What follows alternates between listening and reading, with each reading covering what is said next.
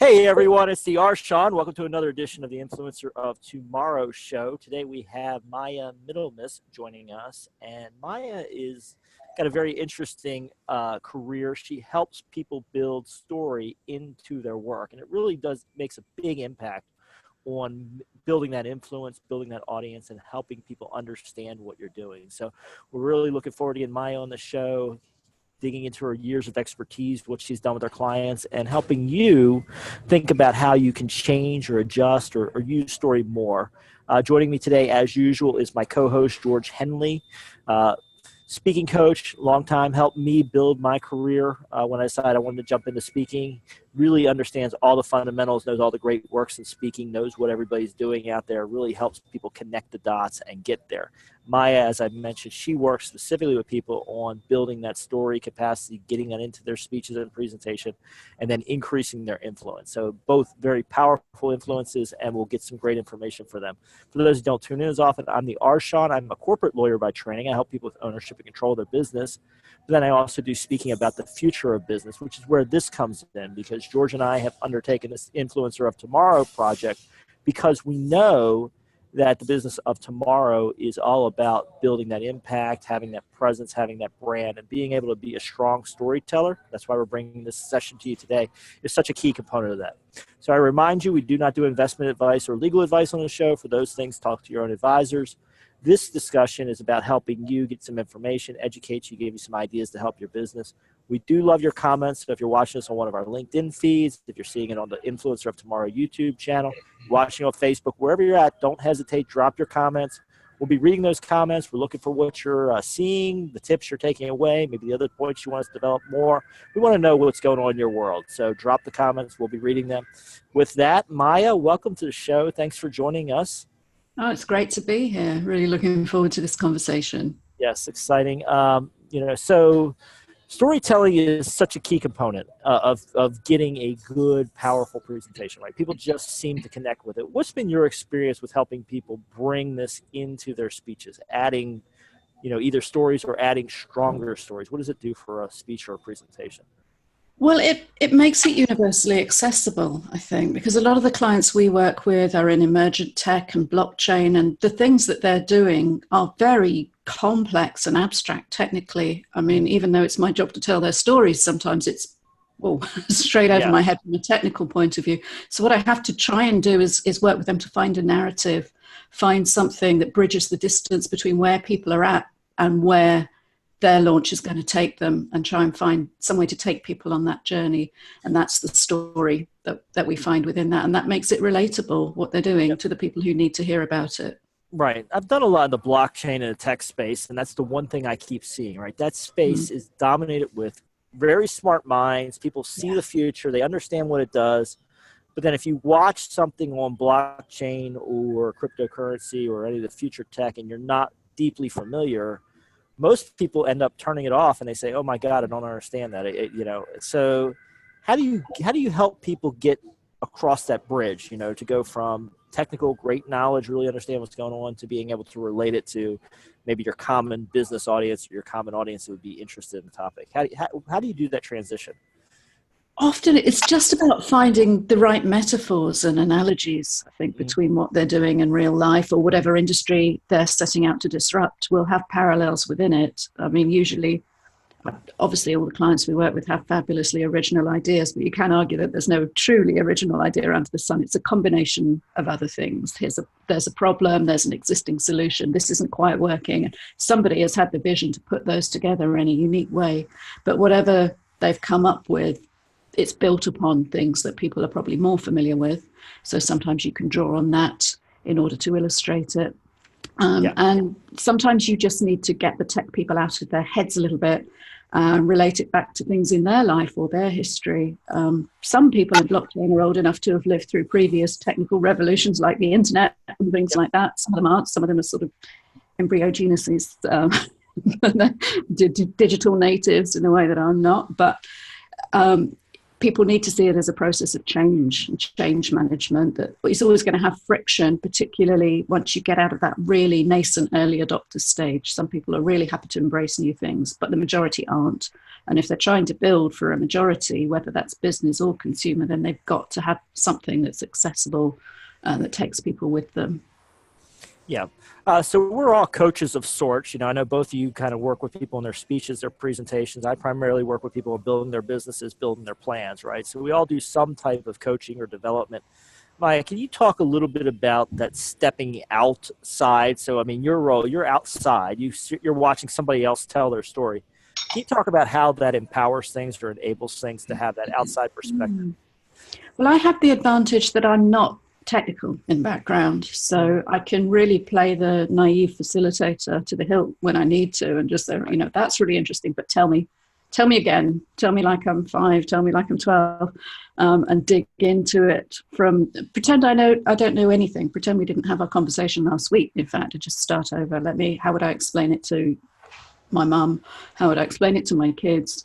And try and persuade them to find ways of reframing it, or finding the most accessible point that we can build on from then, and then build a narrative around it, a journey, so that people can see a passage through time from where they're at now to where this project could take them, and lead them by the hand along that path.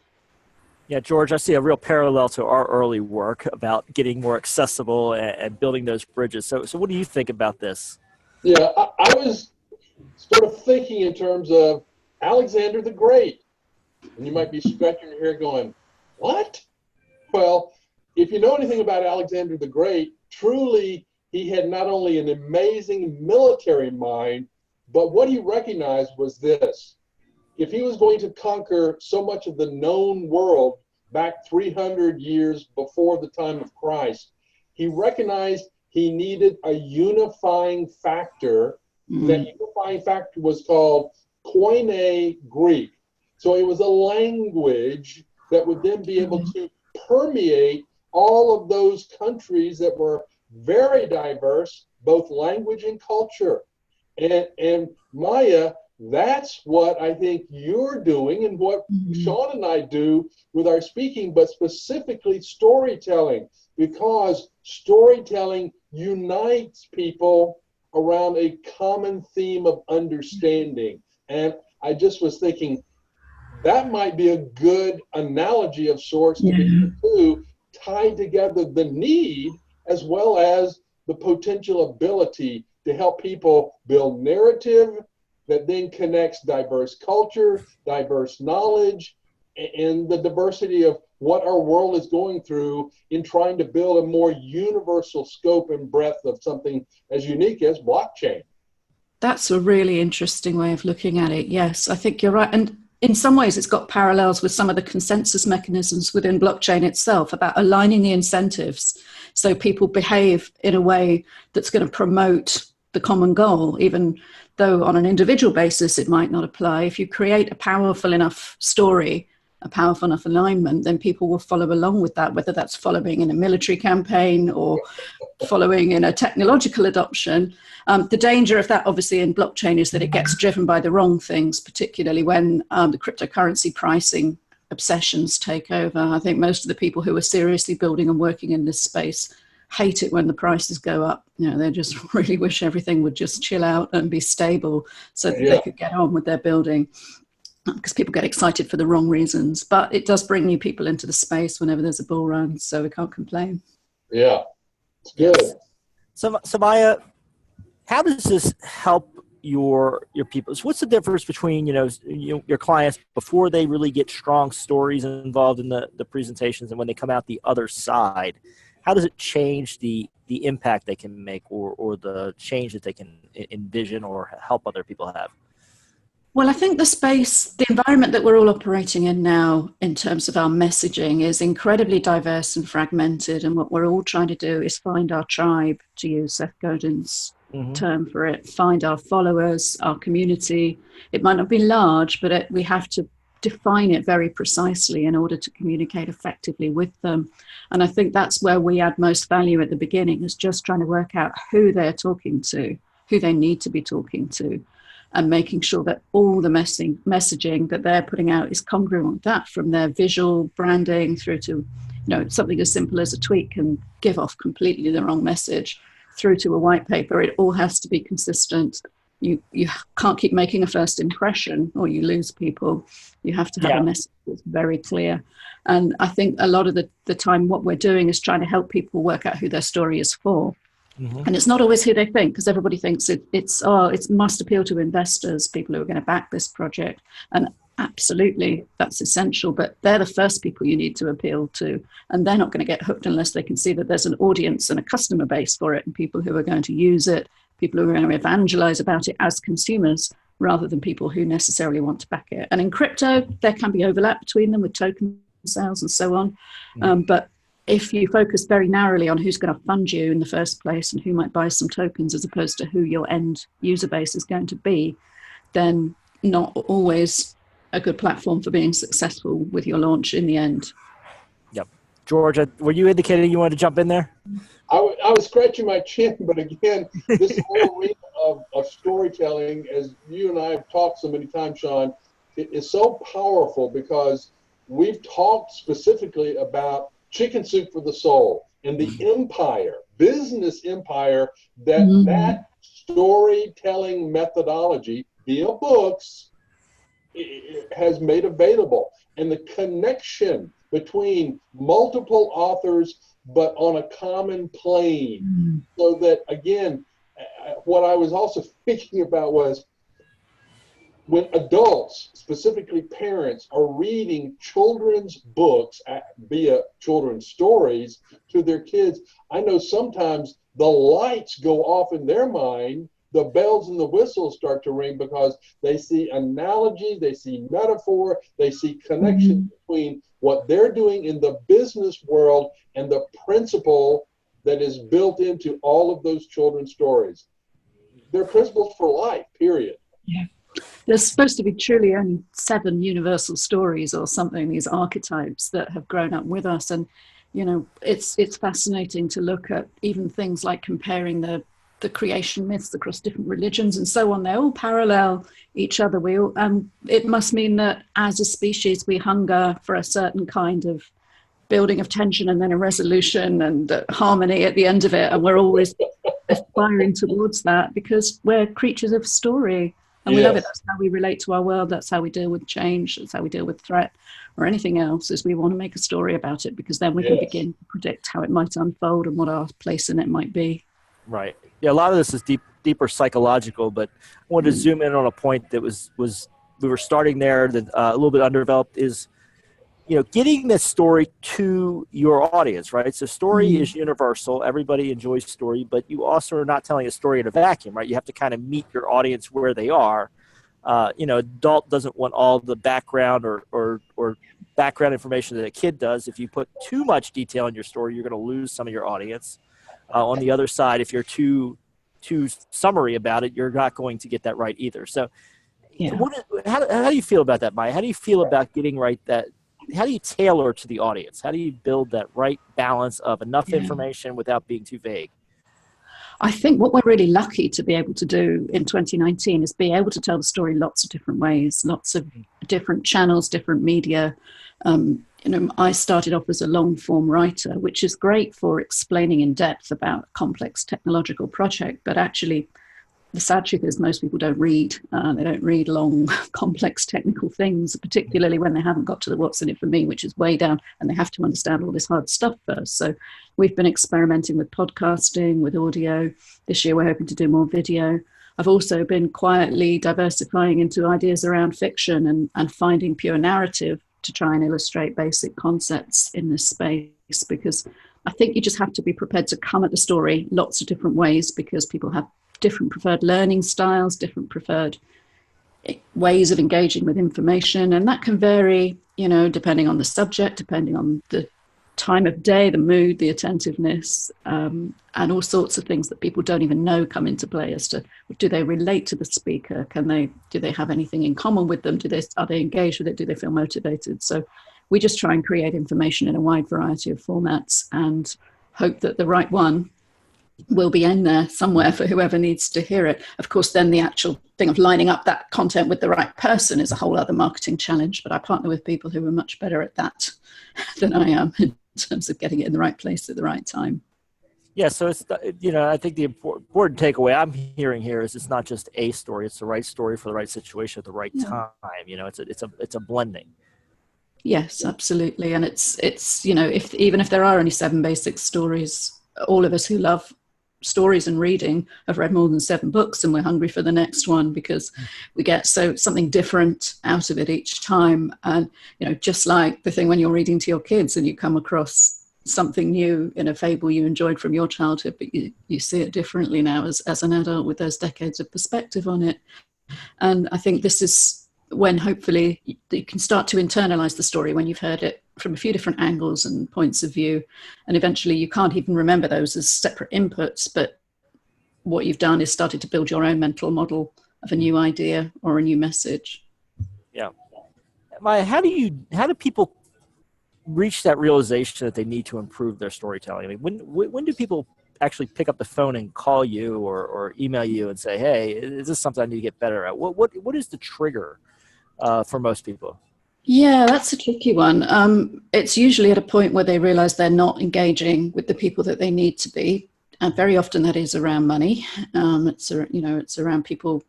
We're excited about what we're doing, but other people aren't. So there's something going wrong in conveying that.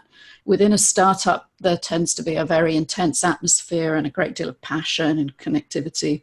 And the organization's very small, and the founder's passion sparks that within everybody else. And that happens quite osmotically in a small space, usually co-located. But as soon as they start going out a bit further and starting to build tribe and community, there can be this trough of disillusion where, well, hang on a minute, no one gets it. The world is the world not ready for what we're doing? And occasionally that is the case, but often it's not.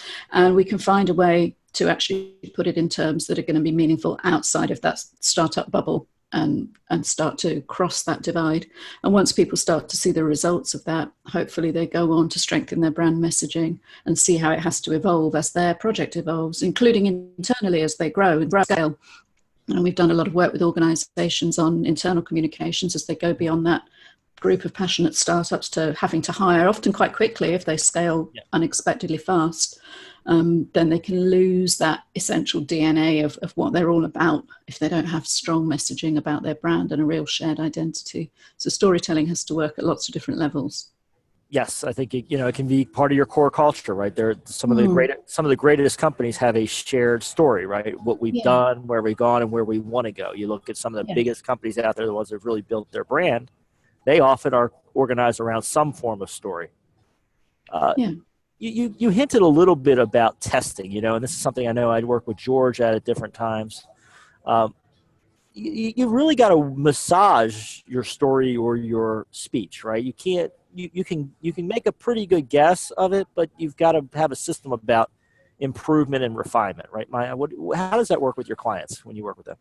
Yeah, it's tricky because obviously reading and reacting to storied material is incredibly subjective. And, I know there have been times where I've thought, well, that's the best thing I've written this year or something, and it's gone down and or it hasn't gone at all. And other times something's been an unexpected success when I've thought it was a pretty average piece of content. Now, the factors behind that might not be really down to the quality of the piece at all. There's timing, there's the things that make something go viral.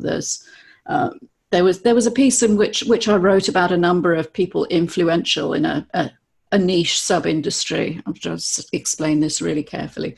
And I thought it was a really balanced, interesting piece profiling these people.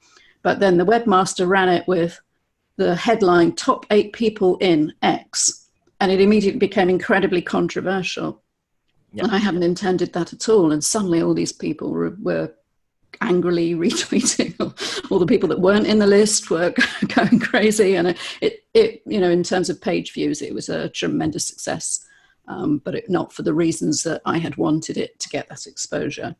Right. And sometimes it's timing, right? It's a certain story at a certain time, other broader political influences, social influences, other things may impact your story over time. Now, George, I know you've studied a lot of the great authors and you've really looked at story a lot. What do you think about story development and, what Maya's doing and how it works for people? That's the newest one that I've been working on right now. Mm-hmm. Build a story brand. Donald Miller, that's pretty much his business.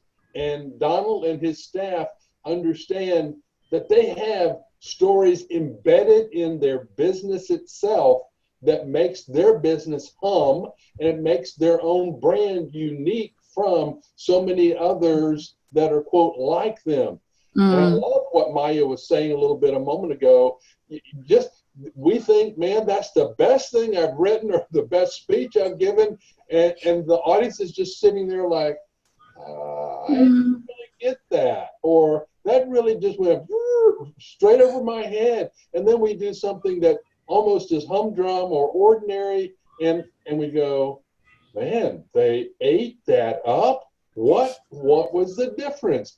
And I think, again, timing is so critical in the delivery of a story and then in the mindset of the receiver, the one who is reading or listening to it. And we just sometimes, again, the dominoes fall at just the right moment. And boom, boom, boom, boom, a whole series of things sets up where that story we told a week ago, which almost fell flat, all of a sudden, bang, it does. It goes viral, and we just go, wow, I never expected that. And that is so interesting that we have to retell the same story and do it to almost ad nauseum, that I've told that one over and over again, but now I think it's going to be heard at a different place and space, and the receptivity to the people out in the world will be dramatically different. So, we've got this backlog of stories, and we just have to keep searching for the right one to put on their dining plate and say, taste this, see how it hits you today. Yes, see if this is on the menu for today, because there's so many interesting factors in that. And the first is that if we keep adding to our portfolio of content as a brand or as a creator or whatever, it's there forever. It's not going to go away. That's been really interesting for me about podcasting, this sense of I love seeing what happens when each episode's released, but it's so interesting seeing the older episodes statistics creeping up occasionally and think, oh, I wonder what it was. Something caught a mood there, and that's engaged with. And the other factor working for us is the way that our media, the way we consume it, has become so driven by bubbles and self-referential little groups. And it seems it's a very frustrating thing that's happening to news in general, and that's a much broader discussion, just the way that information is filtered by algorithms, which are driven by our behavior in the past, to the point it just becomes this high-gain feedback loop that stops us seeing anything new quite often, anything challenging. And to break through that is really hard. Yeah, the thing that I want to make sure I drop in this incredible discussion is this: the influencer of tomorrow is well versed in yesterday's story, because yesterday's story may be the story of tomorrow. Absolutely, and they have to kind of have it all really well indexed and accessible to respond fast. I mean, we do PR work in a classic way for a lot of clients, and some of that is just kind of newsjacking and responding to things going on in the day, and you're trying to think, well, actually, we can hook something on that. We can try and reframe something that we wrote ages ago or told, something that's not technically news for our client at the moment, but suddenly something has happened in the broader world or within a very niche vertical, whatever, that's suddenly made that really relevant and hot. So yes, quick, dust it out, get it out there again, because it's going to find fresh eyes, and it's going to be because of that association with the existing popular bit of content, and the way that all the sort of referral algorithms and recommended read this next, you might also be interested in, is how we consume information these days. And to step out of that is difficult in practical terms. And it's just, if you can kind of slot into it in the right place, then you can blow up for reasons completely outside of your control. And hopefully the client thinks it's great. But then they say, can you do it again next week? It's interesting. So I was having a discussion with somebody yesterday who's had a video that's gone semi-viral, and basically that's what they've said is like the video sat there, then they tied it to a current news event, and that story was then more powerful because of the timing, right? So we can't always control the timing. We don't know what's going to be happening in geopolitics. We don't know what's going to be happening in the minds of the other people, the economy, maybe when we give a speech the first time, but that story may become more compelling at certain moments. Maya, what is, as we wrap up here, what is one or two big tips you have for somebody out there who might be thinking about, improving their skills in story? What would you recommend they do? I think start with the real, going really quite deeply into your own values and motivations. Everything else is window dressing to an extent, and you can hang different contexts and characters and journeys on top of all sorts of bases, but you need to have that base. You need to be very clear what your project is all about, what your brand is all about, where you're trying to reach people. And I think secondly, just touching on what you were saying just now, Shawn, is to recognize that story is a thing in its own right. And once it's out there, it's going to have a life of its own, which you don't own it anymore the minute it's in public. Even if you delete it and try to scrub it off Google or something, ain't going to happen. So whatever you're putting out there has the potential to do good or bad forever. You have to be incredibly careful. We work with some brands occasionally who hire us for the thought leadership pieces, but then put somebody who can barely string a sentence together in English to manage their social media or something. Yep. And you just think far more people are going to see that tweet than read that white paper, actually. So your story has to be consistent across the board, and you don't own it once it's public. So you just have to, it's like sending your kids off into the wide world. You bring them up right, you nurture them and care for them and educate them, and then at the end of the day, they're their own people, and they'll go off and they'll make mistakes or they'll succeed, and you can only take some of the credit and some of the blame. Yep. Perfect. Well, Maya, it's certainly a wonderful session here, and I think you've added a lot of value. You've certainly sparked some thinking for George and me. Why don't you tell folks how they can reach out to you if somebody's got something sparked here, they want to check out your work, or maybe possibly even work with you? Yeah, well, BlockSparks is our agency. We're at blocksparks.io, and we're BlockSparks on Twitter, on LinkedIn, even Facebook and Instagram, I think. I'm not quite sure what we put on Instagram, but you have to put things on Instagram. So somebody dutifully does. We're BlockSparks everywhere. So it would be lovely to hear from you if you've got any storytelling, particularly if it's complex and techie, and there's a real gap to bridge between that and your audience. I'd love to find out more. Fantastic. Sounds great. Folks, go check out her work and reach out to her. Don't be shy. I want to thank you for tuning in for another edition of Influencer of Tomorrow. Really got some great ideas here. As you know, we have an ongoing YouTube channel, so you'll see all that at Influencer of Tomorrow on the YouTube channel. And if you go to influenceroftomorrow.com, you can see our past episodes. You can see our upcoming episodes. You can also see you can join our email list and get some regular tips and ideas from us. So go check all that out, folks. Really enjoyed having you. Thank you, Maya, for making some time for us in the audience. Great pleasure. Really enjoyed it. Bye-bye, Maya. Have a good day.